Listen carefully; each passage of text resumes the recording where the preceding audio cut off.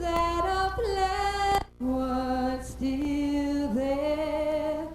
Oh, say does that star-spangled banner yet wave?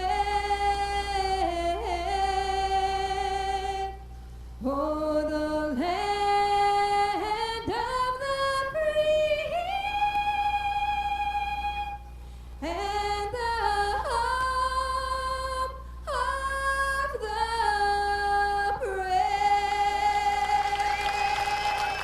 Ladies and gentlemen, Heidi McDonough, terrific job as usual on the national anthem. We'll be getting ready to roll out the SK Modifieds for our first feature event of the afternoon in just a few short moments.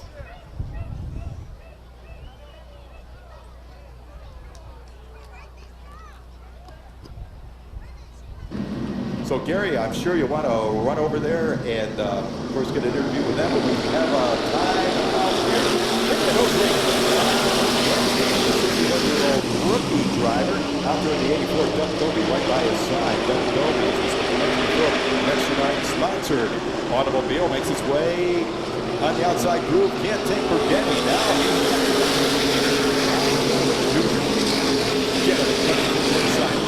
Engine just put in the car about an hour ago. Now you can see what that engine change has done for that car as Burgetti decided to go with that flag situation. And John Brower off in the Green Acres in the number 49 will bring out our first yellow of the event. So a couple of the stars of the Featherlite some luck on their race coming up in just a little bit. Burgetti, let's see how that crew did as he comes back to the start line. Pearl and the number 71 is going to be up in the third spot. Looking for more. Very talented driver out of Salem, Connecticut. Second generation driver in that silver 71.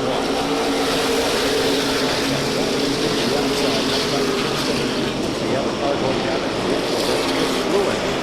That's the only puddle in the infield out there. You can see the steam coming off that engine as they bring out yet another yellow flag. So once again, yellow flag conditions will have to group everyone out.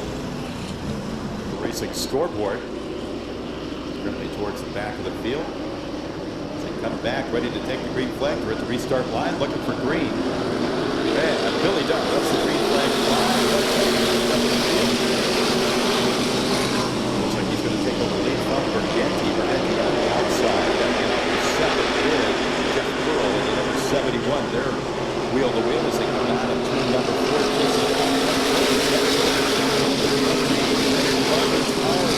As they go through turns number 1 and 2.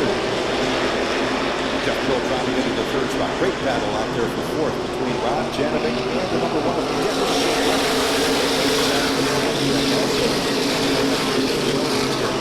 right in front of Kevin Christopher, the number 49 outside group belongs to Ron Newhouse and the number 6 Miskey goes around. Of course, Keith from Iceland Terrace, New York, driving Mopar Powered 03.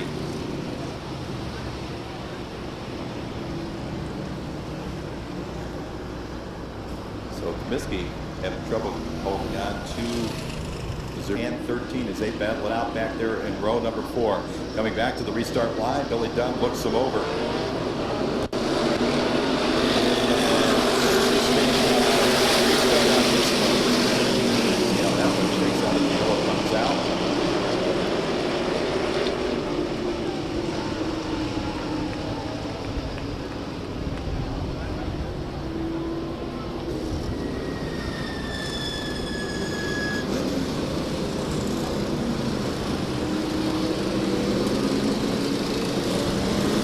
So it looked like Burgetti got a little bit tall in the saddle that time on the restart. Took off a little bit before the rest of the herd. And we'll bunch them up once again and get ready for the restart.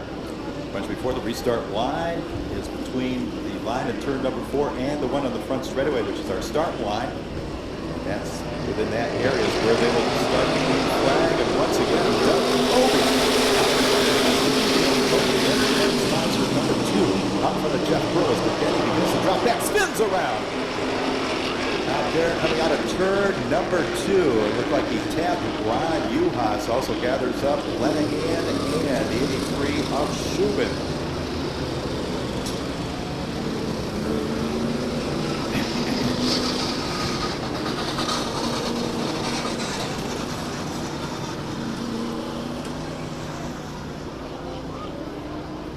Jeff Pearl can be pretty crafty. Jeff Pearl very crafty on a restart. Looks like Janovic checked up right in front of Ted Christopher. That clutch that we talked about in Gary Danko's report, slipping on Janovic, and he's slipping way back in the field. Also taking Christopher with him, so that outside groove can do a complete stop. Eddie Reed now on the outside, putting Dennis Charette under attack as they blister their way down the backstretch. The man to watch is the neon color, number 72, Ed Reed, as he is all over the back deck of the Dennis Charette car. Ed Reed break the jig there in a long time since he's been in the winner's position in the podium. Wants to get to the top step on the podium this week. Looks like he's making a charge to the front. Doug Colby, Matt's mentioned he's had problems as the yellow flag comes out again as we have the car spun out between turns 1 and 2. That looks like it might be Chris Druin once again. Gary? Well, Ron Uhas is sitting in the pit area with car number 6. He was involved in that altercation on his way from the back to the front. So we're going to keep an eye on that car as the green flag comes out. A dynamite start for Doug Colby. And this time it looks like everyone will be able to navigate their way through the first and second turns. Once again, you might have come up with a moniker for somebody. Dynamite Doug out there in the number 2 on the outside. That was Jeff Pearl. Jeff Pearl, very smooth out there in the number 71. As it looks like we might even get out there. And there's Jeff Pearl swooping underneath the 2 with Doug Colby, and we have a new leader with 27 laps to go. Jeff Pearl is looking very formidable. Here's Ed Reed on the outside of Pastriak. He doesn't have enough energy to make it stick. And Dennis Gaeta has become a player in this one as he has stuck his way inside the top 6. Jeff Pearl's been formidable since the first race of the season in the number 71. He's out there at the front of the pack. Doug Colby next to Mark. Convenience store sponsored number 2, knocking at the door. Dennis Charette with a nice run over the third spot. But Colby all over Pearl like 5 o'clock shadow as they head their way down the backstretch. Good battle shaping up for 3rd and 4th. It is Charette being challenged by Chris Pastriak. And Pastriak knows if he makes one bobble, Gaeta is right there to strike. Right behind him, the classic battle that we've seen the past couple of years. Dennis Gaeta and Eddie Reed. They're right there together. Burgetti in trouble. And he goes around between turns 3 and 4. Druin spun to avoid him, and the yellow comes out. Good job, Burgetti in the 84, and Chris Druin, as Matt mentioned, both of those drivers have had their problems here during the feature.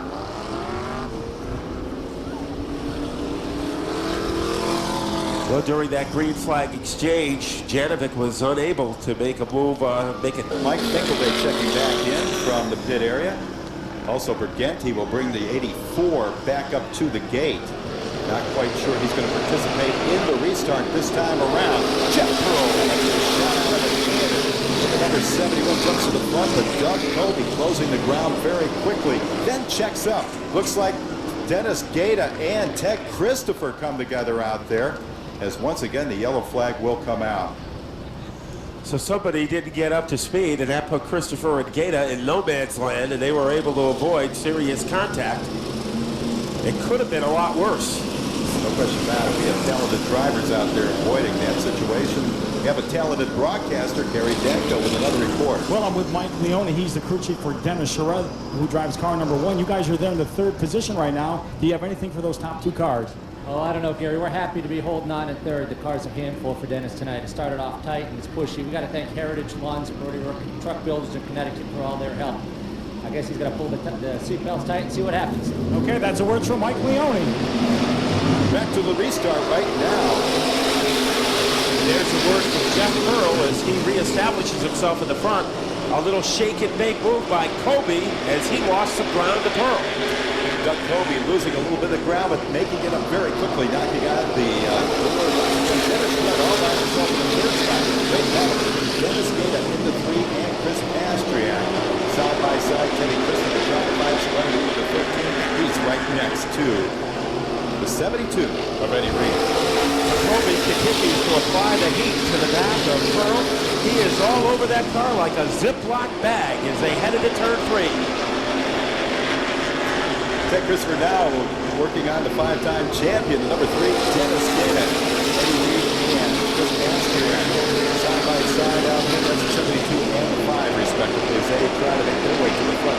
Still 20 laps showing on the Budweiser Racing scoreboard. Dennis Gata has invaded the top 4, now going to work on Charette, and right behind him, letting Gata do all the work, is Ted Christopher. He wants Gata to open up the holes, and then Christopher will follow him through to the front. Let's see what Gata does against a very tough Dennis Charette. If I was a betting man, it looks like Dennis Gata at one point will have to watch this 11 outside groove to make his way to the front. Dennis Charette driving a wide car out there in the third spot. And so this was a follow. And he didn't have that much room on the outside either as we went down the first straightaway. Meanwhile, our plot remains the same between Pearl and Kobe.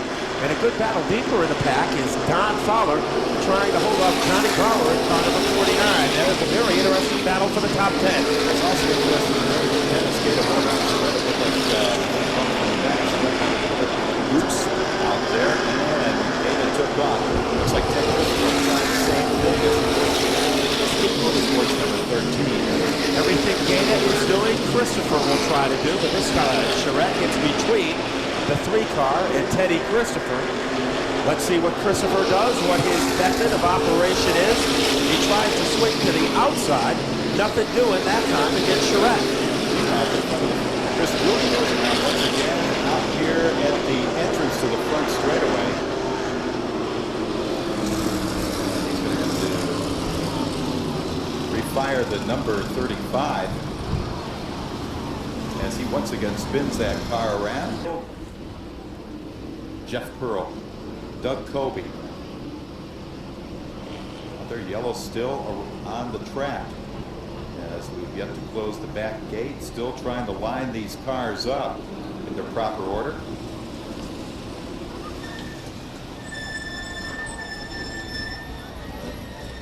A good jump on his restart, so we won't have to worry about Christopher. We'll see how Pearl plans his strategy. Better start for Kobe. Dynamite Doug is doing his thing out of the turn 1. Yeah, Dynamite Doug out there at the front of the field. Jeff Pearl trying to stay with him. Jeff Pearl looked like he was going to hesitate a bit and then take off, slowing the field and then accelerating. Doug Kobe read it well, using outside lead. And there's the race within a race between Gata and Christopher. Right now, they're challenging for 3rd and 4th. Dennis Charette right there at 5th. Pastriak trying to make a move on Charette. He had a one position right here into the hearts of drivers anyway. And Teddy Christopher now again straightening out as once again we have a melee out there on the track. Ed Reed, one of those involved, along with Frank Mucciacciaro and the 03 of Keith Comiskey. Keith Comiskey also having his fair share of handling. Piston on this restart. Coming back to the restart line, Doug Kobe, Jeff Pearl as they take off with a full head of steam. And Doug Kobe jumped out here and jumped out Dynamite into number 2. It looks like he jumped out to the early lead and looks like he's going to try to put some separation between he and the field. They're going to call this one back. A balk if this was a baseball game. That's for sure.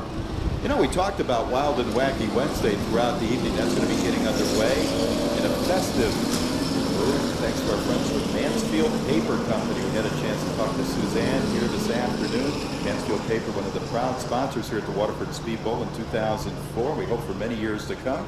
They're going to have balloons for the kids on Wednesday night. Of course, I imagine if a grown-up wants one, they could have one as well, but intended for the young folks. And just one of the great things that Mansfield Paper Company is doing for us in 2004. They're also going to be proud paper suppliers. Well, that time Doug Kobe popped Pearl's balloon, and Gata takes advantage and moves into 2nd. Dennis Gaeta, another great veteran driver out here, 5 championships to his credit. Uh-oh, the yellow's out.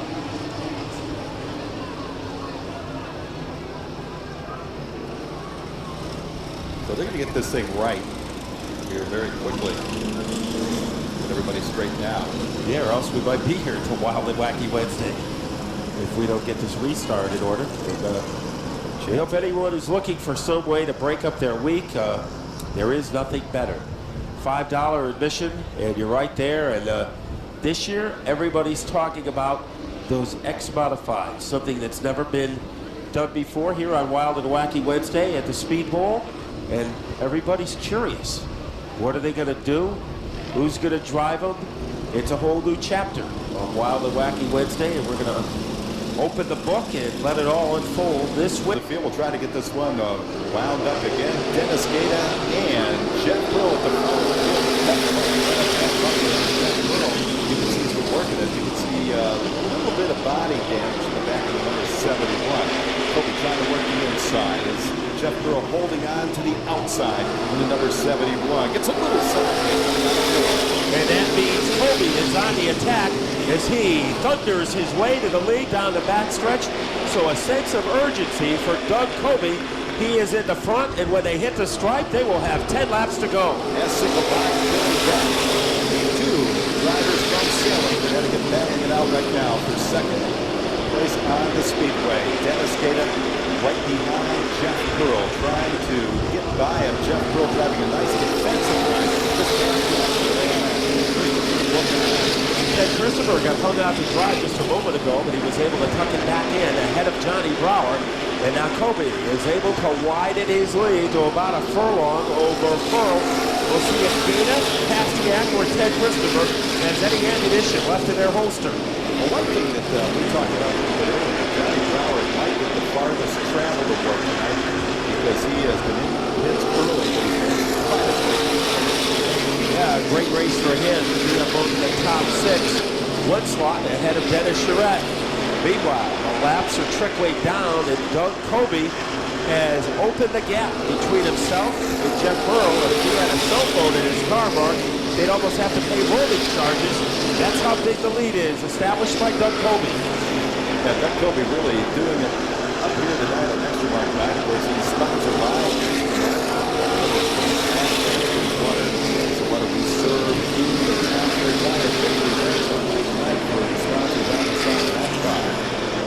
Dennis Gaeta all over Jerry Pearl like a bottle of aftershave lotion, but he can't figure a way to get by. So Pearl is able to hold off Gaeta. Gaeta is able to hold off Pastriak. And while all that is going on, Doug Kobe is in another dimension of time and space at the front of the field.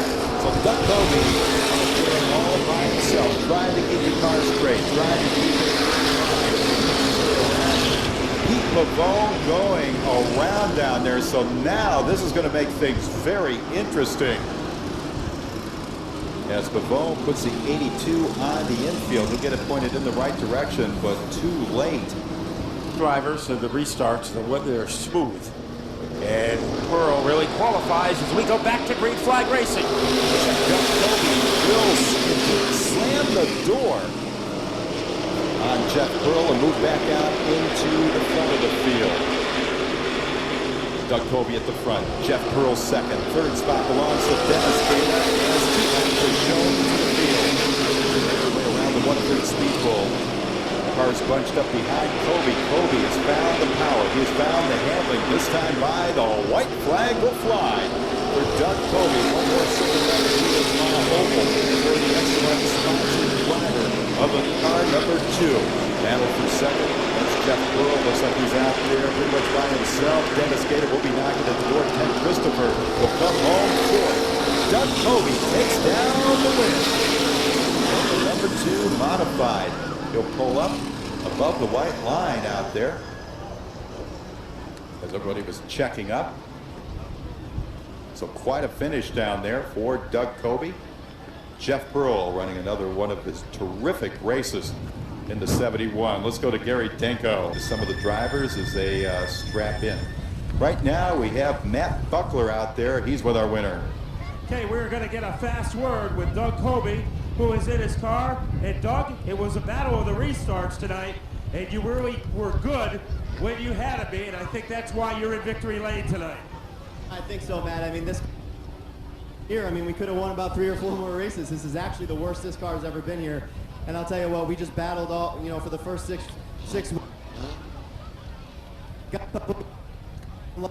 So I would start takes the driver off a little bit. You get put back to third. I was going to get back to lead no matter what. So I'll see everybody in victory lane. I'll thank my sponsors over there. Okay, we want to thank Doug Colby for a great run tonight. Our SK Modified winner, Doug Colby. Mark. Clemens. Number 1 is James Lynch out of Carolina, Rhode Island. He'll start 24th in the field. Your 25th starter hails from Deep River, Connecticut. That's the number 10 of Danny Field. 26th starter. Give you the rest of the lineup here in a few moments. It was a big one. 33 drivers to take green in the mini stock division. Jumping out to an early lead, that's Randy Johnson from Westerly, Rhode Island, at the front of the field. The 53, that's Dan Darnstadt, coming to the inside of row number 2, side by side with Nick Capicota.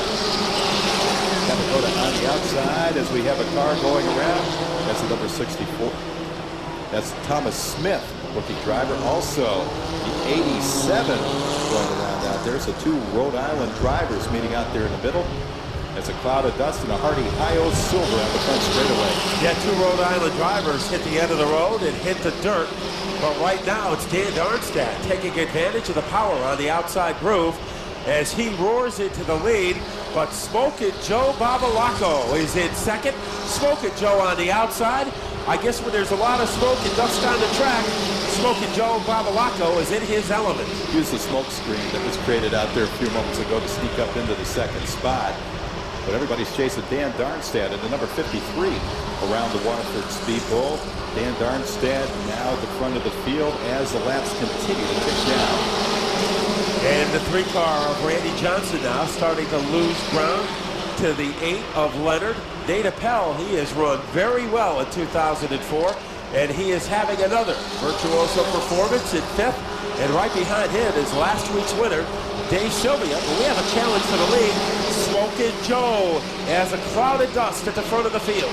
Well, he's cut to the inside. He's on the driver's side door of Dan Darnstadt. Now it looks like they're battling it out side by side action as they come out of turn number 4, coming down the front straightaway. It looks like this time around, Smokin' Joe Babalacco will take the lead. And while he was taking the lead, Bill Leonard slipped outside of Randy Johnston to take 3rd. Now the man to keep an eye on is Darnstadt as he wants to retaliate as the yellow comes out. Fracas that Rich Brooks was involved with as he went into the dirt in turn number 2. And that's the reason for our first yellow flag with 14 laps to go, and Rich Brooks having a very difficult time in the file battle. Will it be Smokin' Joe or will it be Double D? Well, looks like Smokin' Joe with a nice restart out there. Steve Johnston in the number 8 automobile also.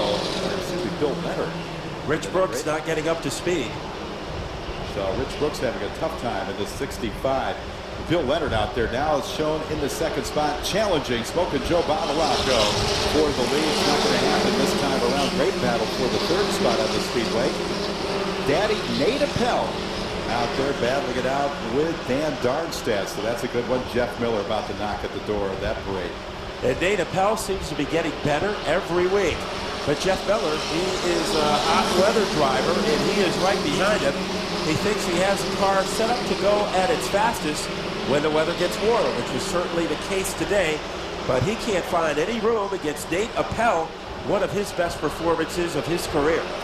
So as you can see, Smokin' Joe Babalacco, Bill Leonard out there all by themselves. Nate Appel out there leading quite a pack of automobiles. You talk about packing them in there tight. It looks like Route 95 on a Friday night. Right now, Tim Jordan has moved into the top 5 in car number 47 as he penetrates his way down low against Dan Darnstadt, picks up the spot. Jeff Miller is a guy to keep your eye on in car number 54. Remember, he is known for his dazzling finishes, and let's see if he can dart underneath Nate Appel. Nate Appel right now trying to hold off this car. charge of Jeff Miller. Also, Tim Jordan. Tim Jordan's had an extraordinary car here during the 2004 season. It's been in kind of a class by itself. And he's trying to make a move to the front, just trying to find the racing room, puts a bump on Jeff Miller. That sometimes isn't a good idea. Because Miller moves into third ahead of Dana Pell. Jordan trying to duplicate his move. So Jordan, a pretty crafty move for a young man as he bangs his way into the number 4 position. Meanwhile, Smokin' Joe has a sturdy lead over Bill Leonard. Smokin' Joe named by a public address announcer in Poughkeepsie, and that name has stuck. Hasn't changed for a long, long time. And one of the drivers we've also been keeping an eye on is the number 88. That's last week's winner, Dave Sylvia. And you see Mike Manifold in the 99 headed for the infield. So a tough night for his debut at the Waterford Speedbowl. Hope to see him back for the rest of our season with the 99. A battle for third and fourth as Miller has to hold off the fast-moving Tim Jordan. Meanwhile, the script is the same at the front of the field. Smokin' Joe has about the same size lead. He has built over Leonard for about the past 6 laps. As a joyride so far for Smokin' Joe, but will it be over the final 4 laps? Now, we talked about Rich Brooks having car troubles on the restart a little bit ago. Now look where he is. He's making his way towards the front of the field. That's the number 65 coming up to challenge Dan Darnstead as we look back through the field. There's a long way to go to catch our leader, Smokin' Joe Babalacco, and Bill Leonard right behind him in the number 8 has that car dialed in as well. Looking back to our third place spot on the track, that's Jeff Miller, as we have cars going around up there in turn number 1, and quite a fracas is Nate Appel involved. Looks like Glenn Colvin involved, the number 6 of Nick Papakota is involved in that fracas, and the 73 of Joe Godbout III. Joe Godbout III also sporting an Xtramart sponsorship here tonight. However, I would say at this point, the chances of Area guys. So Joe Godbout will have to watch this restart. Like everybody else, it should be a good one. Joe Babalacco operating against Bill Leonard as they roar their way off turn 4. Who's going to get the jump? Looks like Bill Leonard on the outside groove. That's the number 8 moving out there. Smokin' Joe finally regaining himself, and we've got a drag race down the back straightaway between 2 mini stocks as we have cars going around. And this is another pileup coming out of turn 1. Looks like Nate Appel involved once again, as is Dan Darnstead. Also Ed Clark on one of those cars, or car number 2 of Ed Weber. So Nate Appel was running so well tonight. Also Ron Fortune in car number 28. Field still. Smokin' Joe Babalacco, Bill Leonard, they come back to the restart line, accelerating to the green flag. Side-by-side racing as they cross the line. Once again, Leonard attempting the outside groove, trying to get away from Babalacco. Babalacco hanging in there in the number 20. Now Tim Jordan begins his move on the outside groove. We talked about how fast that car is throughout the season. He'll take over the 3rd spot. Right behind him, Richard Brooks and Jeff Miller, 2 great veterans of this division. Side by side, battling it out for 4th. It looks like Brooks hooked up on the outside group. He will indeed be all by himself in the 4th spot. 1 lap left to go. This time by, the white flag flies for Smokin' Joe Babalacco in the 20. Tim Jordan working the back bumper in his number 47. Looks to the inside, trying to get by Babalacco. 2 young drivers out there side by side in a drag race coming through the turns. Turns 3 and 4. It's a side-by-side battle. Tim Jordan on the inside, Babalacco on the outside. Photo finish. And this is going to be very, very close. Looks like Babalacco by a nose on the outside, but we're going to have to wait and see what the official scores say.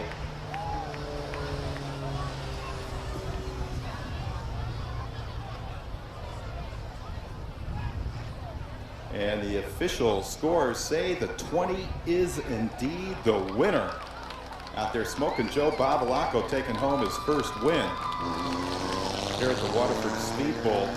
If tonight's race is any indication, glad you could join us here tonight. Now let's go to Matt Buckler.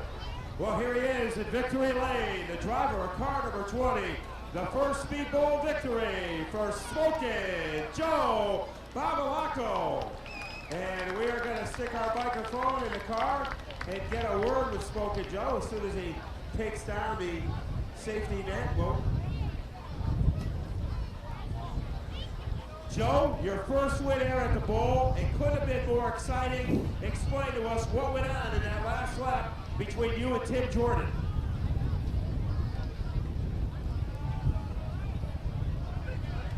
The last couple. So you kept your foot in it, and it must be really satisfying. Yeah. First off, I'd like to thank Music Construction. Without them, this wouldn't be possible. I want to thank Art Kusher for all the hard work. Chuck Hosfeld at the front of the field. He'll be looking towards the flag stand. Joe Gabout with the green in hand. Hosfeld on the accelerator will come down in front of Hirschman as they cross the line. Side by side battle. Hosfeld and Hirschman have a car going across the infield. Looks like the number 20 of Ken Berry gets the car right around. Here they are with Hosfeld in the lead. Away from the Hirschman. A good battle at the outside. Funky looks like he is on the outside, losing ground as they roar their way out of turn 4. Hosfeld pulls on the lead. Christopher in the second spot. They making its way up to the field. Frankie on the outside groove looking in, trying to find some grip on the track. And now it looks like he's dropping back some spots. So had a lofty spot with second, but now he's got a long way to go to get back up to the front. He got hung on the outside groove. Remember, Rick Fuller said you were going to have to run well on the outside in order to win this race. And he tried that time, was unsuccessful. Speaking of on the inside, Chuck Hosfeld just by the lap car of Ken Berry. The lap car still in front of Ted Christopher. Christopher trying to chase down Hosfeld. We're early in the race, Matt, but every position counts out here. Christopher would like to be out there in the front, out of any sort of trouble that could happen. Well, Ted Christopher really doesn't like to pace himself. His idea of pacing is to get to the front early and lead every lap. Right now he is sitting in second. A tight battle for fourth and fifth. John Lewis trying to hold off Rob Summers. With all the bad luck Rob Summers has had over the past 2 years, this is an encouraging sight to see the driver from Manchester in the top 5. Well, Tony Hirschman also up there towards the front. Tony started on the outside of row number 1, currently shown in the third spot on the speedway. John Lewis trying to gain ground on him, as is Rob Summers, as they try to make their way to the front of the field. Laps ticking up, as I should say, 8 laps complete of the Xtramart 150. Doug Colby has his nose in front of the driver, Mike Stefanik, and Eddie Frankie has finally settled in to the 10th position. So it hasn't been a good first 9 laps for Eddie Frankie in car number 79. He's in with the leader in points, but right now he is fighting for a top 10 spot. Nevin George also up there, the next Nancy Zero driver out of the Keystone State of Pennsylvania. He's trailing Ed Frankie, the great veteran in their car, number 79, trying to get up there with Stefanik and the folks running up just at the end of the top 10. Well, Chuck Hosfeld continues to dominate. Early in Hosfeld's career, he was not good in the Featherlite, saving his tire. But a lot has changed in 2 years, and Hosfeld is as smart as they come. Christopher is in the number 2 spot.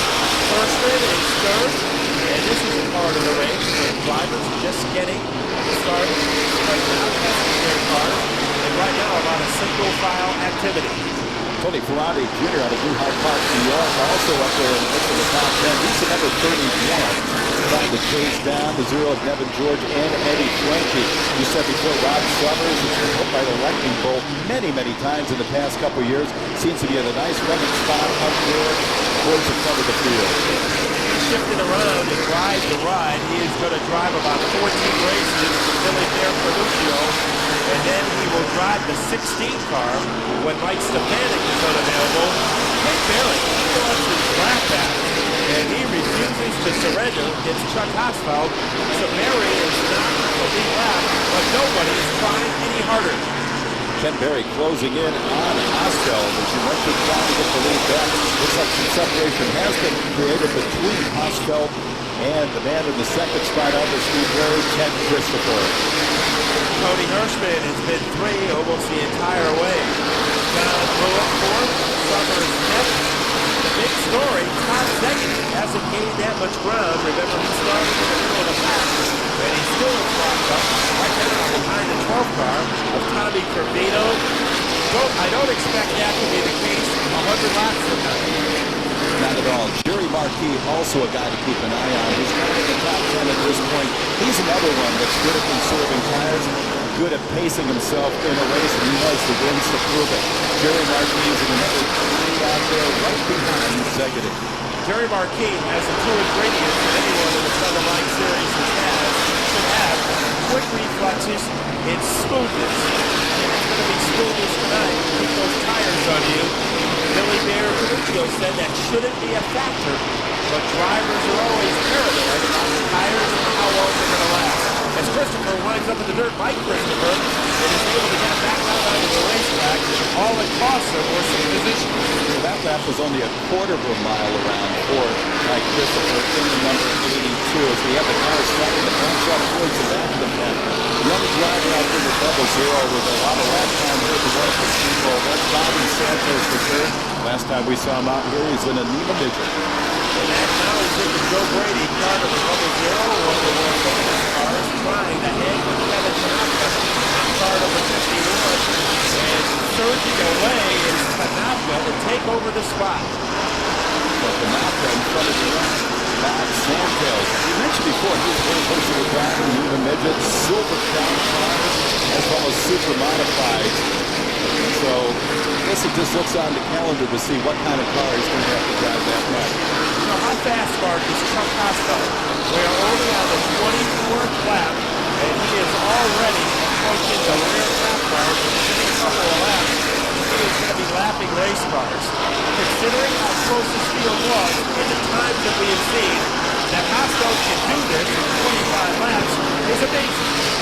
Bob Garbarino and the team has really put quite a car together. The Mystic Missile is just that out here tonight as we're about to have 26 laps of the Xtramart 150 put into the history books. Making his move on Mike Malure right now is Chuck Hausfeld about to put Malure down a lap. And Bowler has a great race car. It looks like there might have been a little contact between the 35 and the 4. It is always precarious for a driver to get through that traffic.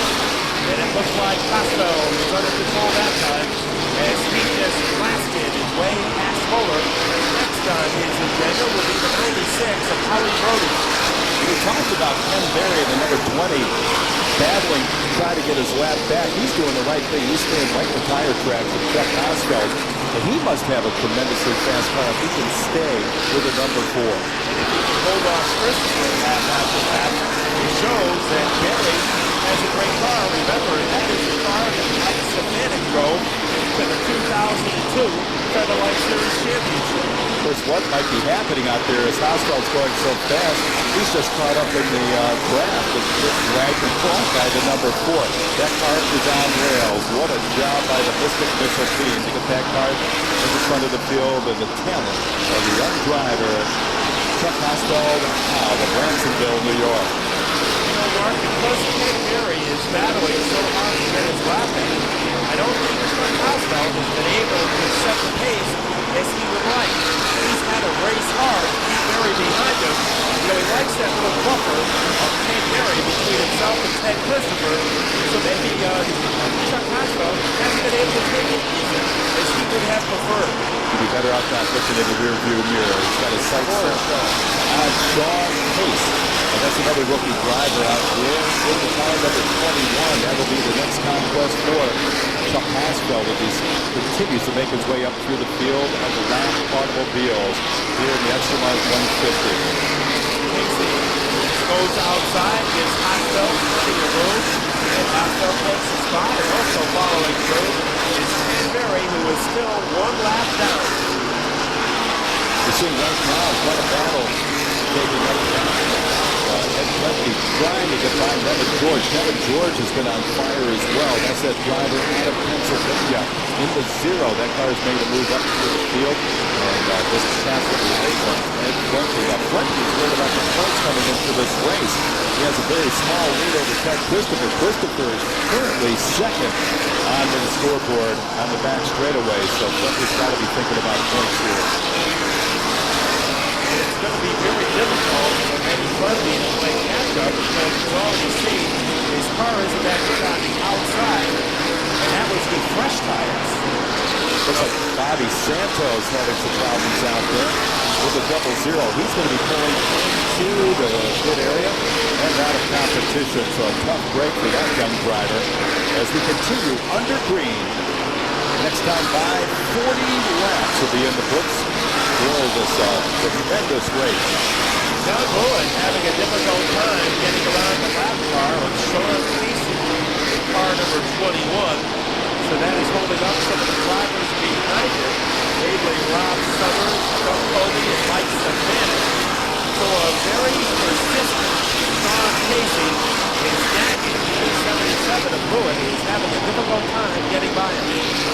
And John Blewett, one of the top drivers in the division for many, many years, handled by the rookie. The 28 automobile out there on the track, that's Doug Colby. As we mentioned before, he's already put that car into the Town Fair Tire victory lane and love to make it 2 wins on the night to do his sponsor Xtramart proud.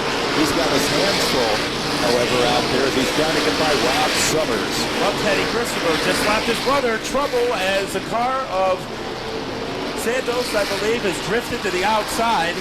And Ted Berry in trouble. Blewett wiggled on turn 4. That opens up some room for Berry. So apparently some handling difficulties for John Blewett as he almost lost it in the 4th turn. Well, Ken Berry was a car that went high coming into turn number 2 as well, Matt. And so there's some definite problems with the number 20 as well. Rob Summers, Mike Stefanik trying to get by the trouble as a car goes around out there, a pirouette of Featherlite modified series cars. That's going to bring out the yellow flag with 45 laps in the book. First yellow of the evening. Sean Casey in car number 21, the car that got involved. So we said that that car did not look very smooth. You'll see the high-speed approach to the restart line in turn number 4. The starter will look the field over, make sure everybody's where they need to be. Chuck Hosfeld. The Mystic Missile is blasting off. Putting us back in the green flag racing division. Ted Christopher trying to hold on the outside. He's getting a challenge from Tony Hirschman in the 48. Side-by-side racing between those two great veterans in the battle for second. Chuck Hosfeld holds on to the lead this time around. We said the outside lane could be very menacing, and it was that time that Christopher and Tony Hirschman grabbed second back. So Tony Hirschman slamming the door on Ted Christopher. Christopher holding on to the third spot, working the back bumper of Hirschman as they make their way through turns 1 and 2, coming down the back straightaway. Well, Ted Christopher all over Hirschman like dirt under the fingernails, but he cannot get by the 3-time modified champion, Tony Hirschman. He did it with 2 different car owners, and now it's Robbie Summers who's having trouble on the outside as he has swallowed some speed bumps and has dropped a lot of spaces. He's back there battling it out. And that was Zegedy battling. And Todd Zegedy battling with one of the top drivers in the division. That's Rick Fuller, the number 1, the Fuller beverage-sponsored automobile. So those two duking it out back there. Jamie Tomato, the young veteran, also trying to hold off the charge of the empty of Donnie Leah. Summers, meanwhile, has come out of the paddock and has moved up to about 20th position. Hosfeld has a pretty sturdy lead over Tony Hirschman at the front of the field. And I think tire management is going to come into play. Who will be the strongest 60 laps from now? Out of those 3 drivers, trouble as 2 cars come together. In turn number 1, the 96 of Howie Brody and the 82 of Mike Christopher. So the magical mystery tour continues for Mike Christopher as he has had some difficulties tonight. He wound up in the grass earlier, and now he winds up spinning with Howie Brody. And Howie Brody, he's really hasn't come up to speed yet tonight. The past on Scout Night Mark, we've had 200-300 scouts here, and we hope we'll have even more next week. Getting ready to go back to green flag racing. Chuck Hosfeld at the front of the field, and Tony Hirschman. Hosfeld with quite a jump as he puts the number 4 back on the foot. Chuck Christopher chasing him through the hole and gets by Hirschman. So it's bumper to bumper, Hosfeld and Christopher at the front of the field, putting separation between them and the rest of the field. Looks like Mike Stefanik on a groove as well in the number 16. Took advantage of a good restart. And the outside groove first is covered by Tony Hirschman as he falls from 2nd to 4th. Now there's another car on the outside, John Blewett in car number 77. Let's see what happens here. Eddie Bundy is able to muscle past him. Now Evan George is trying to do the same thing, looking for elbow room in car number 0. We talk about some former winners here. We've got Jerry Marquis trying to make his way to the front of the field. This number 2, he was locked in battle with Blewett right now. The battle's over the fourth again. Here's the position 2, Jerry Marquis. It was amazing. Jerry Marquis is 1 year, but he was never considered Waterford Speedbowl. Cutter tracks, big trouble with turn 3. 2, 3, 4, 5 cars involved. Then the yellow comes out. As they stack them up in turn 3, Tommy Curvado in car number 12, one of those involved. Driving away is the 18 of Donnie Leah, as he was part of that. Kevin Canopta, rather, in car number 51. Heavy damage to the rear of Doug Kobe. As you see, that Nerf bar is rubbing against the tire. So it looked nasty. This is for the number 27 Bodreau. That has been a very fast start of the deal. Hosfeld and Christopher all around on the front Frederick Christopher as the whole field checks out.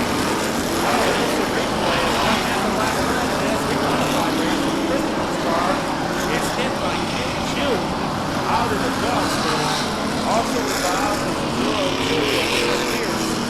And that was the car that got nudged by June. And the number 18 here. Driver in the Featherlite Modified Series. And our points leader. He's starting in the 2nd spot when we go back to the restart, which we have the yellow flag clenched in the hands of our starter. On the flag stand, he's showing that to the field. Right slip off around the Waterford Speedbowl as we get ready to go back to green flag racing next time around. You know, Mark, it's amazing. Twists and turns of the race. Remember earlier, we were commenting that Ted Christopher was 2nd, and Eddie Bundy was 5th. And Mike Bobby was the end tonight. And Ted Christopher took the points. So that point is thrown out the window. Let me show you what we have going on here in our statistics. Who needs them? Coming back to the restart line, single file restart. Mike Stefanik in the catbird seat as they hit the restart line. Green flag drive for the champion. This is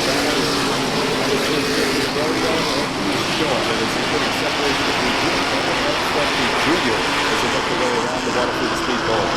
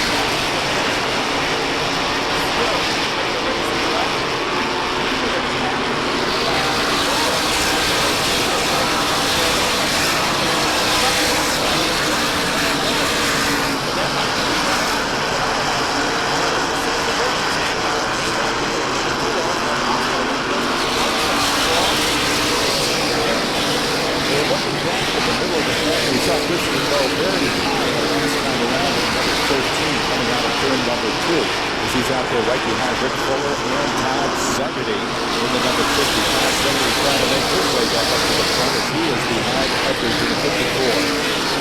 So a good battle. Ricky Fuller in car number 1, Ted Christopher. They approach turn 3. Christopher aims that car outside, and Fuller is able to shut them off. And contact between those two automobiles, Rick Fuller and Phillips Beverage, number 1, and Ted Christopher into number 13 as they try to find the spot on the track most comfortable for the driving. And it looks like the technician still continues to play Ted Christopher. That spoiler almost became a visor for his helmet. He almost climbed up the back of that Ricky Fuller car. Christopher again takes a shot outside. Does he have anything? Not that time. And that's going to be a very tough driver to pass. Ricky Fuller does not surrender spots very easily. Not at all, and that's why he continues to be one of the great veterans in this division. Field bunching up just a little bit. Tomeno goes high. Etheridge could not take advantage of it in the 54, so we'll keep an eye on how that develops out there.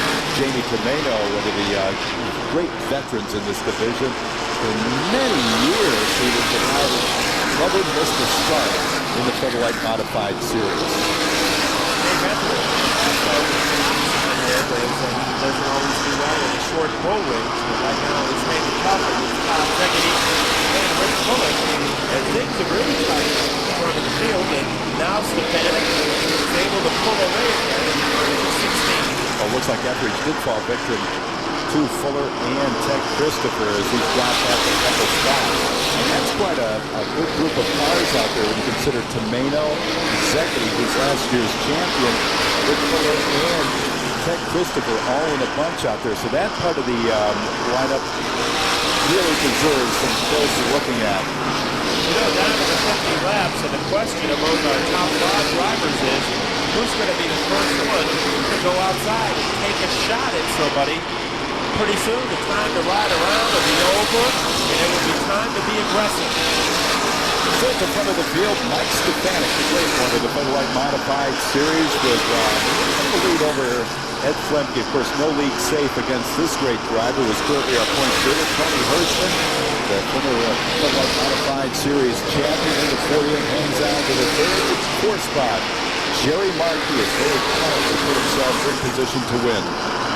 You know, Eddie Flemke sometimes doesn't understand it because he's never going to get the records with his father, Eddie Flemke Sr. But he always comes up with some very unusual and interesting strategy. And he has had a pretty good career in his own behalf.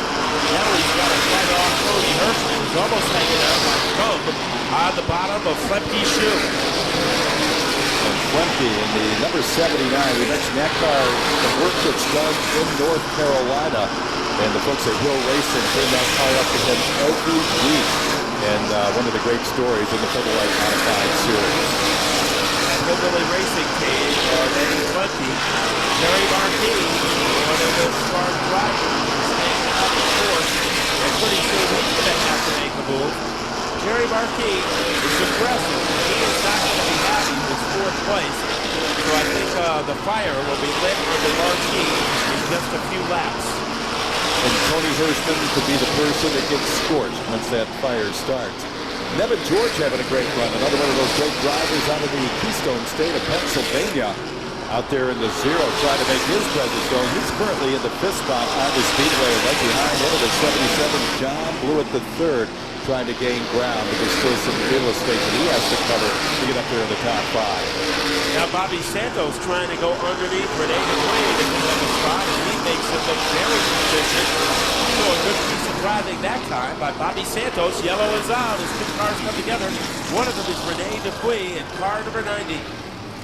So tough break for the number 90 of Rene Dupuis. Out of Glastonbury, Connecticut, the Space Fitter is Ramco, Chevrolet. Mike Moeller also involved in car number 35. Let's go to Gary. Well, I'm with Dave Hill. He's the crew chief for Eddie Flemke Jr. What's Eddie? Speedway.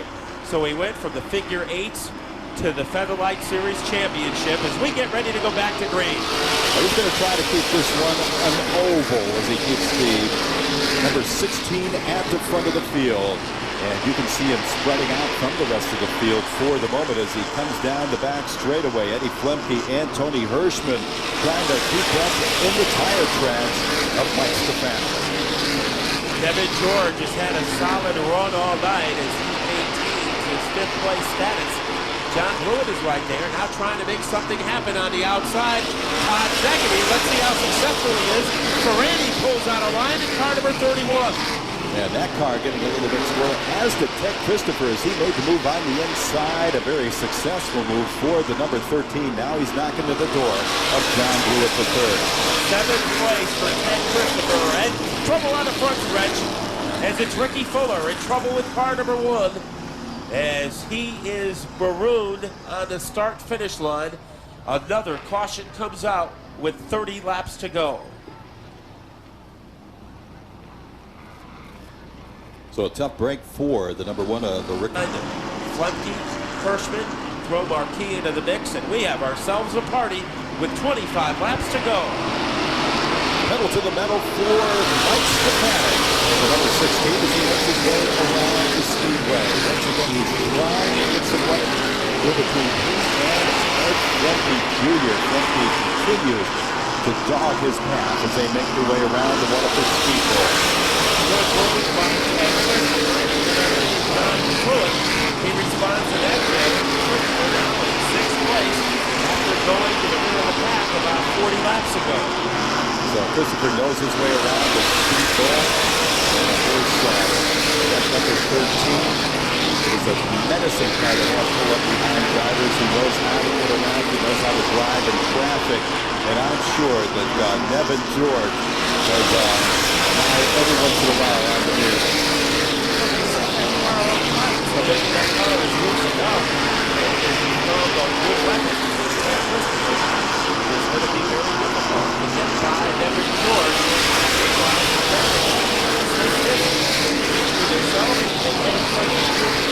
Yes, that Ames Materials Ford of Todd Zegedy has also found its way up there amongst the front runners once again. And that's a young man with a whole lot of talent out there and a whole lot of race car by the looks now. Todd Zegedy, as we said, is a desperate man. In 7th place, right behind Christopher.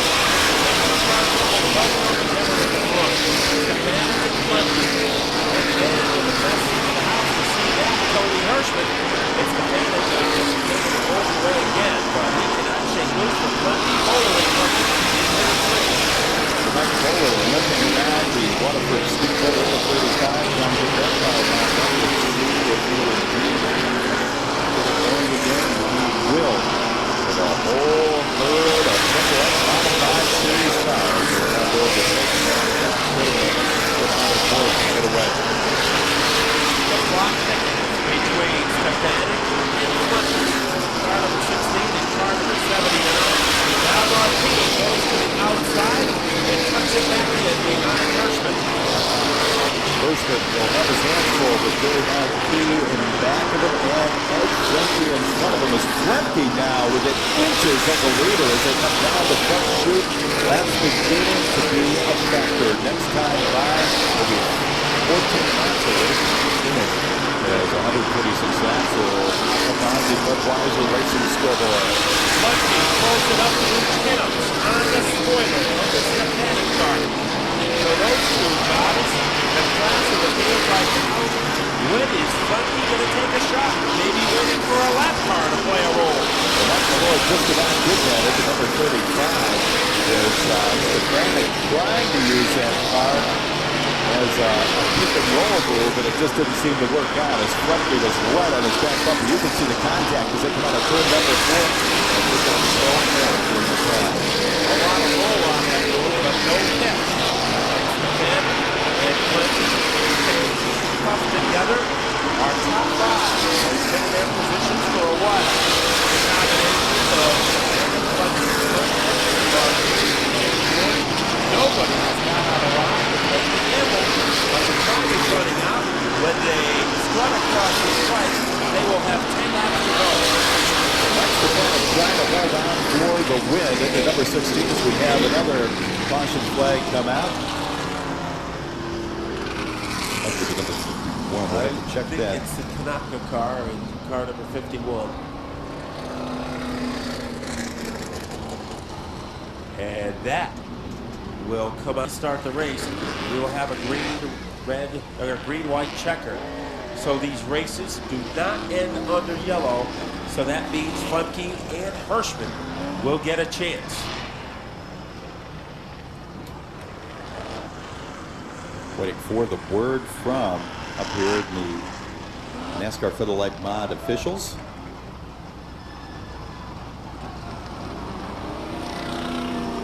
Yellow stays out, so it's going to be a 2-lap shootout to end this with a green-white checker. So the drivers know how many laps are left now. There'll be 2 whenever they restart this.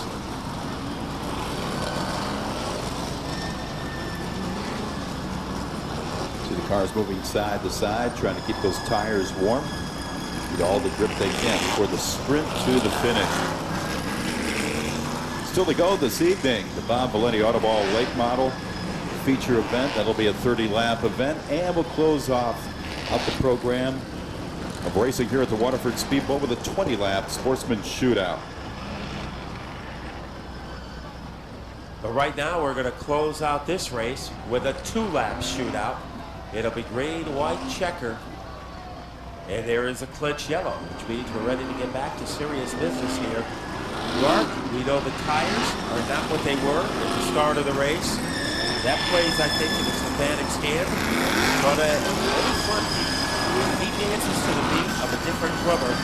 And Stefanik's got to be concerned with what he'll do. You know, some drivers will say second is better than being hung out to dry. I'm thinking of the championship. I'm thinking of my point lead. I'm going to stay in second. I don't think Eddie Flemke is going to think that way. He's going to take a move. It's all or nothing for the points leader in the 79 as they make their way around the Waterford Speedbowl. Coming back to the restart line, this a very important restart for Mike Stefanik and Ed Flemke at the front of the field. Stefanik blasts away in the number 16 automobile as he makes his way around the Waterford Speedbowl. Coming down the back straightaway is Eddie Flemke. Eddie Flemke trying to make a move on Stefanik. Stefanik at the front of the field. 1 lap left to go. Signal to the field. And the car go around. Sitting out there gets that car moving in the right direction. And we will continue to stay under green flag racing conditions. That car was opinion of Kobe. Flemke making the move on the inside. Technical flag fly for Ed Flemke. Talk about an amazing finish. Gary Danko. Well, I'm with Dave Hill, the crew chief for Eddie Flemke Jr. What'd you think of that, Dave? Well, we'll get the reaction from Dave Hill, who is the crew chief for Eddie Flemke Jr. in just a moment. Dave, what'd you think of that right at the end? Well, we beat him. He beat himself. He pushed up the track. We never touched him. Then he spins us out after the race. So who knows what's wrong with Mike Stefanik? Okay, that's Dave Hill. He's the crew chief for Eddie Flemke Jr. As Eddie Flemke will be going to Town Fair Tire, Victory Lane.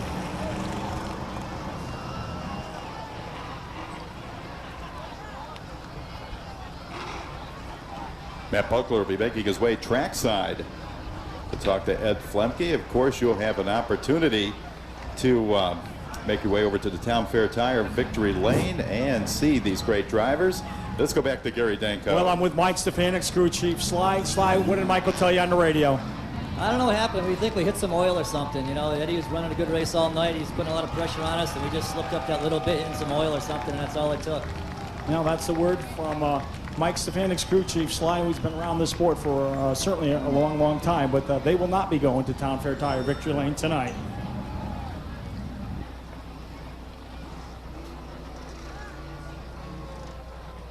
Well, Mark, Eddie Flemke has gone over to talk to Mike Stefanik in car number 16 as to say that Eddie Flemke Jr. is happy is the understatement of the world.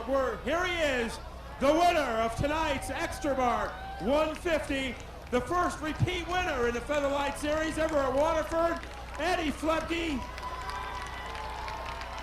Well, his crew gets to Eddie first.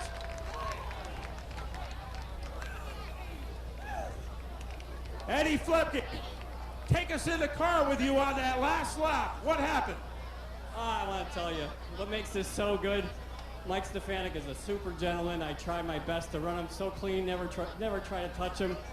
no bumping and banging, you know, because he's here to run once in a while, and even if he won, we still win because he's not running for the points. So, but to beat Mike Stefanik, it's a thrill. It's a thrill. He's a gentleman, and I think maybe this puts a little bit in our relationship, but it's one of my favorite wins. Well, 2 laps to go. Because of the yellow flag, you only had 2 laps in which to make your move. What was your strategy? I mean, we never gave up, but my car for a couple laps, it takes me a couple laps to go, and it's a lot to do with me. I run a real soft car here. Everywhere we some of that's me. But anyway, I was kind of, you know, you're not going to give up and resign to second, but I was pretty much said, you know what, second's good. Got to think about the big picture, got to think about the points and all that nonsense, but you never give up. And when they said there was a spin in 3, just be careful getting through there. And I going through when I just said, here's my chance, and we went. And it probably was one of the great moments here at the Speedbowl in the Featherlite Modified Series, and in the career of this man, Eddie Flepke Jr., one of the fantastic finishes for the driver of car number 79, Eddie Flepke Jr.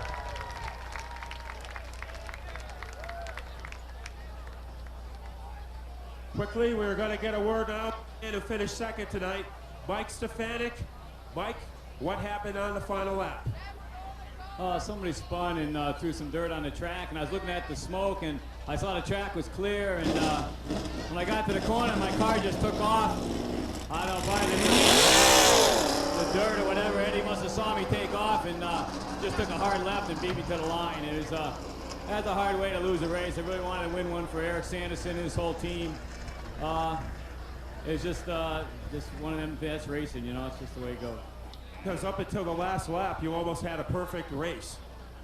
Yeah, we got through some, you know, tricky situations. Didn't have the fastest car, perhaps, but thought we could end up, you know, winning the race. And really hate to see it, you know, go away so close to the end. I don't think I've ever lost one like that on the last lap, on the last turn. But hey, you know, I mean, Eddie was right behind me the whole way there, and you know, all I do is make one slip, and really wasn't anything we did wrong. It was just And Monroe, Muffler Brake and Service Centers. Corey Hells from Salem, Connecticut. The 11th starter in the field is the number 11 of Jack Aquilina from Colchester. LA Fabrication provides the sponsorship. We get the green flag. Wayne Corey jumps out into an early lead in the number 17. Carl Erickson trying to stay up with him in car number 5. Carl has been very strong as of late, and the car number 5 will keep an eye on that car.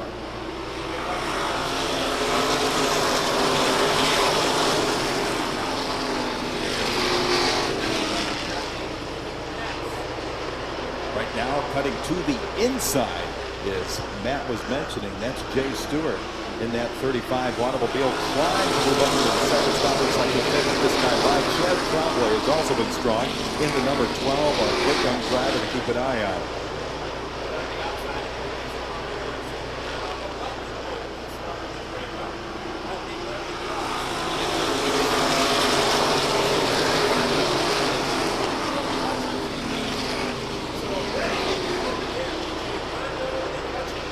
Two great veterans in the Bob Valenti Automall late model division coming together out there. It looks like both of them coming out unscathed for the moment.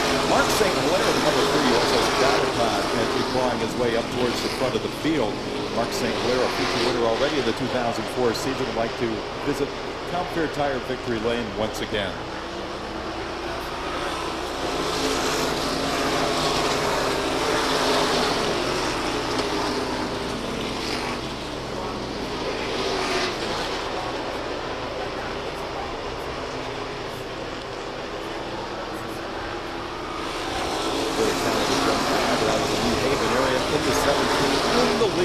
We look back to the practice season, side-by-side racing, some very tough automobiles back there. We mentioned Phil Rondo in the 31 trying to get his race program together. Corey Hutchings in the 36 giving him a bump, and some side-by-side racing now between Voss and Carl Erickson as they go into turn number 1. Side-by-side, door handle to door handle. Mark St. Hilaire sticks the nose of the 3 into that group.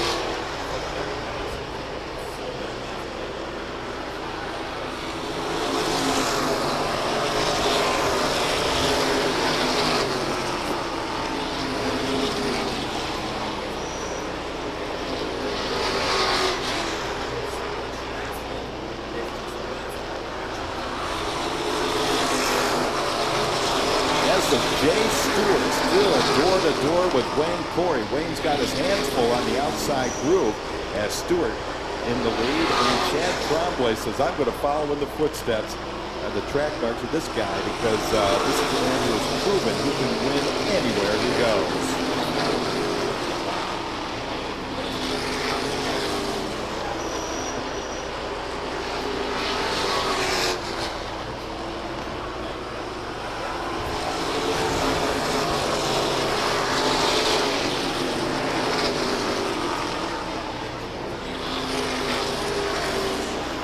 Cars are so close, it's a good thing both of them are painted black, so that's the paint would really show up because Corey Hutchins really working on done with Phil Rondo, autoglass number 31. Now Corey jumps to the outside, trying to find a way around the 31.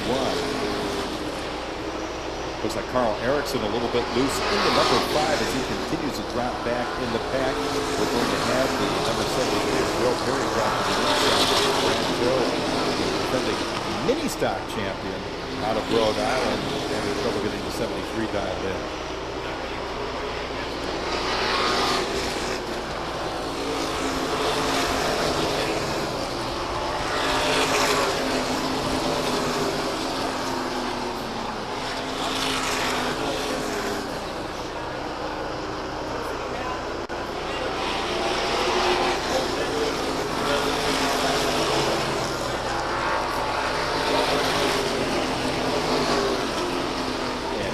Coates has decided to follow in the footsteps, making sure that he's right behind Corey Hutchins before when Corey is getting ready to make his jump to the front of the field. It might be premature. 14 laps left to go in this one. They're in that second marble wheel. The man to beat right now is the 35, Jay Stewart.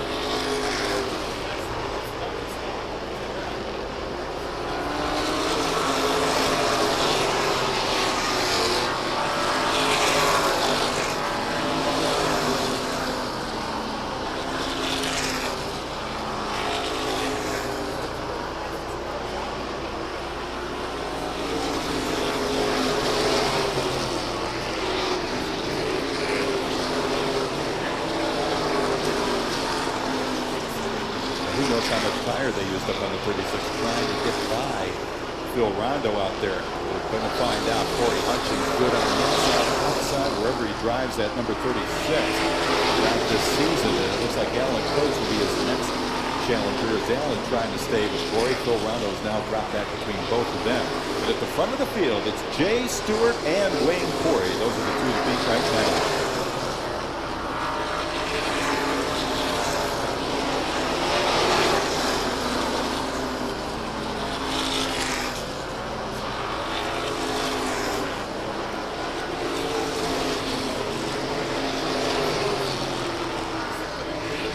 Question about it. Mark St. Clair trying to keep himself in position to move towards the front. He is currently second in points behind a guy who's been first in points for about 2 years, Corey Hutchins. So every position very important to the driver. Number 3, the USS Chowder Pond, number 3, Mark St. Clair.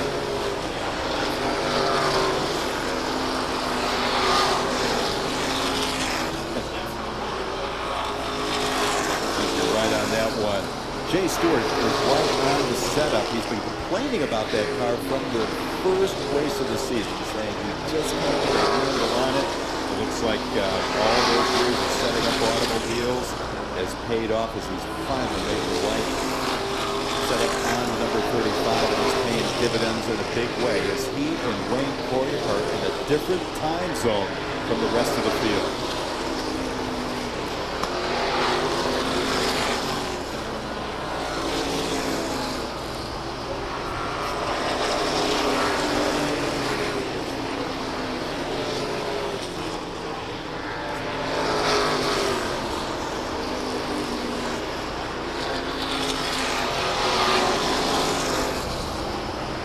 Goss has had a fast race car, but the lightning tends to strike him in bad ways, and he always has a nose for trouble, it seems like. But tonight, Larry Goss trying to stay out of trouble, getting that car out into his own clean air, if you will, as he side-by-side racing as the number 61 of Dave Marquis driving a very wide race car out there. He's all over the track.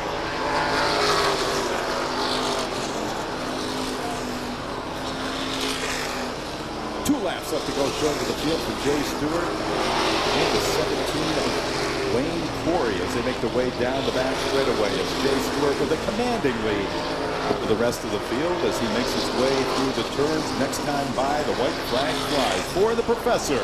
Jay Stewart in the number 35, a very good win for the D&D Chassis Arsenal floor sanding crew. They've had their fair share of bad luck already in the 2004 season. And right now, everything has come together in a big way for Jay Stewart. He'll take the checkered flag, followed by Wayne Corey.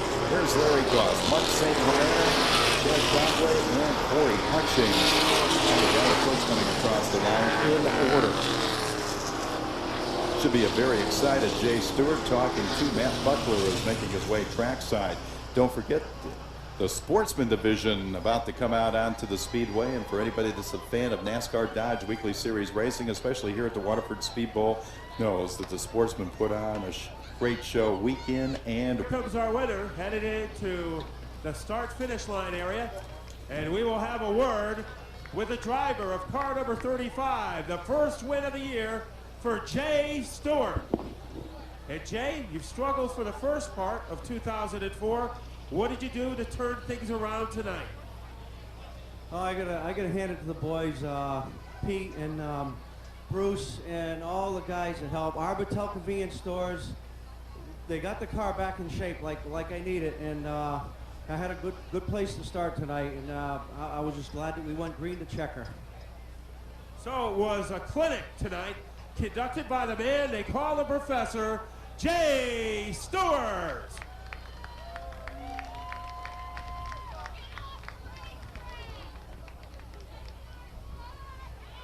So that's the story from Jay Stewart, and now we'll get the next story, the Sportsman story for Mark Fish. 5, and at the front of the field, Bill McNeil and Tim Fogg will set the pace. Bill McNeil out there very, very quickly. Joe Curioso, the number 38, following him around the Waterford Speedbowl. And he goes to follow the tire tracks of McNeil. McNeil, as we mentioned before, a rookie here, but he has plenty of track time in other speedways. And right now he's using that track time to his advantage, and he pulls away from Chris Hubby in car number 16. So Hubby off to a quick start. Sean Curtis now trying to make up some ground as he hugs the rear of that Curioso machine. Well, Walt Hubby in the 16 has broken away from the pack and given chase to Bill McNeil out there. And that's going to be quite a race when those two get together, as we're going to bunch up the field as we have a wreck out there with Pete Brockett involved in the number 7 and some debris on the track. First yellow, 18 laps in, 18 laps to go, rather. You see the front end damage. The Pete Brockett car is, he has not got to be friends with him. Legendary status, Bill Elliott. Right now, some drivers hoping to follow in those type of footsteps. Bill McNeil won't Hubby at the front of the field. Hubby working the outside groove into number 16, trying to get by Bill McNeil. McNeil managed to put that car ahead for the moment. Horsepower and handling puts him at the front of the field. Walt Hubby in the second spot. Curioso having a nice ride here tonight in the 38, whole time in the third spot. He is holding off a pretty tough customer in Roger Perry, who went sideways just a moment ago coming out of Ford. Here's Perry going to work, and he takes the spot away from Curioso. Roger Perry, the number 36 out of Ashaway, Rhode Island, jumps into the third spot. Now a nice side-by-side battle between Zemke and Sean Curtis in the number 42. And Norm Root Jr. always seems to be in the mix of contenders as he is riding on the back bumper of the 17 car. So he is hanging on like suntan lotion to Dave Zemke as they wheel and deal their way out of the fourth turn.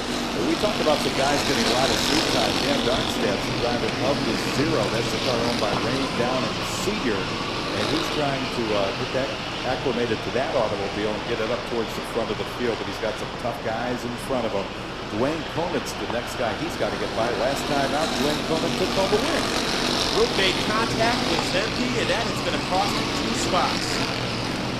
The contact out there in the number 80 automobile as we have another caution flag as we have a car going around up there in turn number 4 up against the Armco barrier.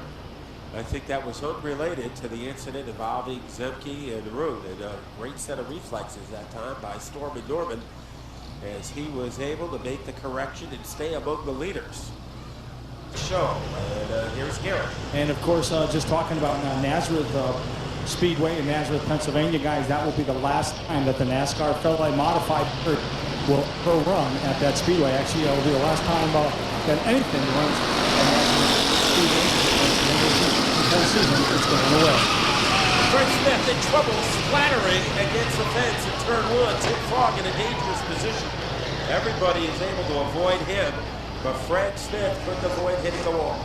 That's Jay Lozniak out there. He was headed in the wrong direction out there in the speedway. Managed to get out of that unscathed for the most part, and will continue to join the rest of the field. But very tense moment for the driver, the number 28 out of Westport.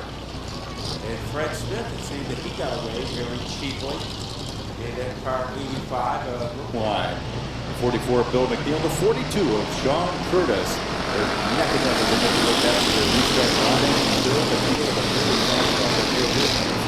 44, continues to lead this one, but Norm Root Jr. coming up to challenge Sean Curtis. Also, Dwayne Coleman trying to make it 2 in a row for the 89.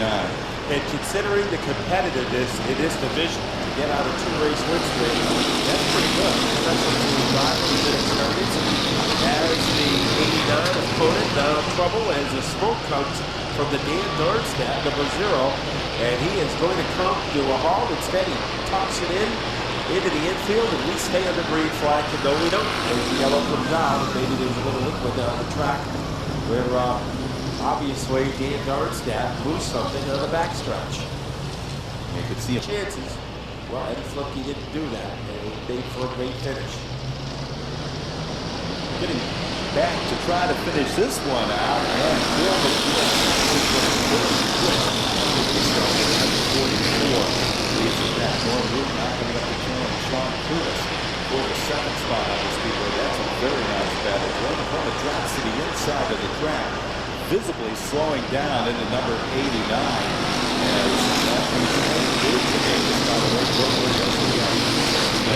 Yeah, one black and gold car has a problem, and that enables another black and gold car to stop side by side. Extravaganza for 2nd and 3rd. Norm Root on the bottom of Sean Curtis.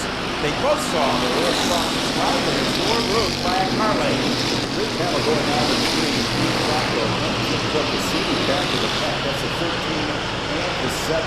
Great side-by-side racing between the younger driver and the great veteran out of New Haven.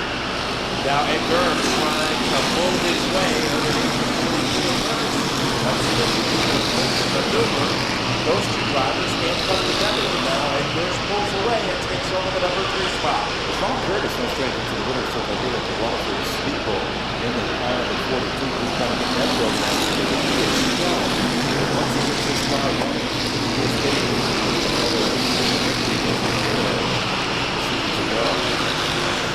the battle continues to be hot and heavy between Keith Rocco and Jim Prophecy. And Rocco will safely moved in front. Bill McNeil can he go from wire to wire. Norm Root is going to have a lot to say in the run for lead. And I think Norm Root's going to drive the car and get stronger as the race gets longer. We're looking back at the path that we saw the number 67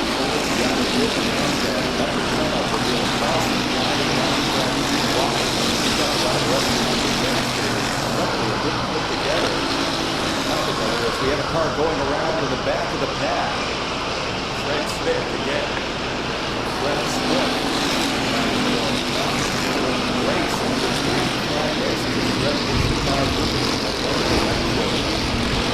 And he is able to get back onto the track without interfering with the leaders.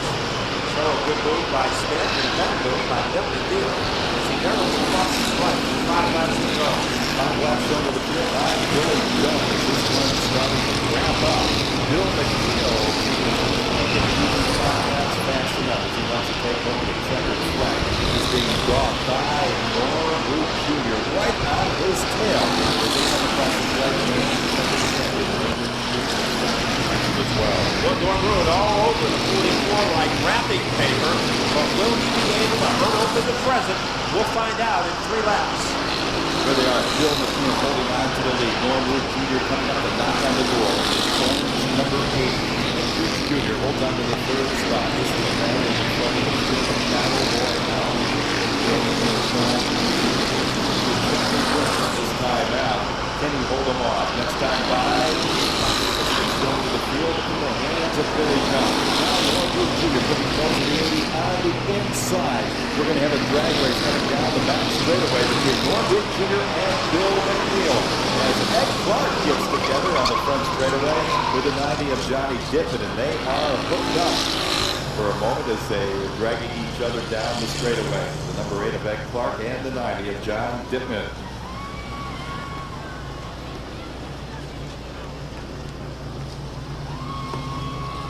May still be hooked together is evident. Looks like the outside groove suddenly coming to a stop. We're going to go back to yellow flag conditions.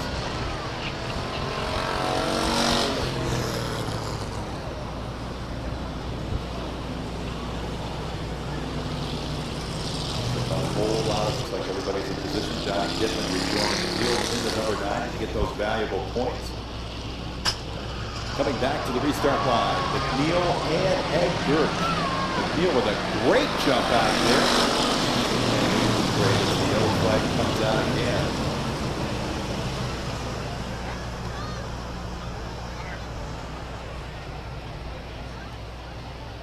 So once again they'll regroup.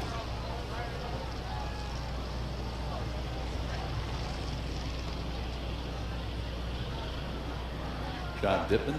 Side door as they come back to the restart line. The defending champion into number 83. We're trying to see what he can do in the closing moments of this race. Bill McNeil with another champion. Sean Bodreau also running there at number 42. He'll be side by side with Gertz as they come down the back straightaway. Great battle for second on the track between Sean Curtis and Ed Gertz as Bill McNeil is threatening to go reach the champion. One more single number 3 Bob Oval for the number 44 to take home the checkered flag. That Gertz now asserts himself, gets himself into the second spot on the speedway. Sean Curtis drops into the third spot. Great battle coming for the fourth spot on the speedway between Conan and Dwayne Wood. Looks like the fourth spot will go to Dwayne Conan. So 2 good races in a row for the number 89. But the man to beat from the get-go tonight was Bill McNeil. We're going to send Nat Buckler trackside, who will indeed be interviewing our winner here tonight. For those leaving the Waterford Speedbowl, remember Scout Night is next Saturday. All Scout is taking off his helmet, and in just a moment we'll be talking to this driver. Bill, you led for every lap, but things got a little complicated on that restart with 2 laps to go. Take us through that restart and tell us what your strategy was. I think Norman might have gotten me. He was handling a lot better than we were. The only thing that saved me was I got a ton of motor. If I knew how to put it to the ground, I'd probably be doing a lot better. Well, it was a great run, and we know you have a lot of people who are responsible for this win tonight.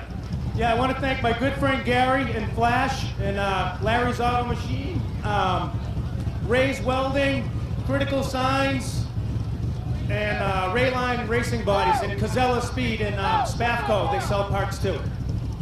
Well, he ran a flawless race tonight. The driver of car number 44, Bill McNeil, the winner of our sportsman feature. So that does it here from trackside. And now to put the finishing touches on what's been a spectacular night of motorsports, let's go to Mark Fish. Thanks a lot, Matt. So very happy Bill McNeil taking home the win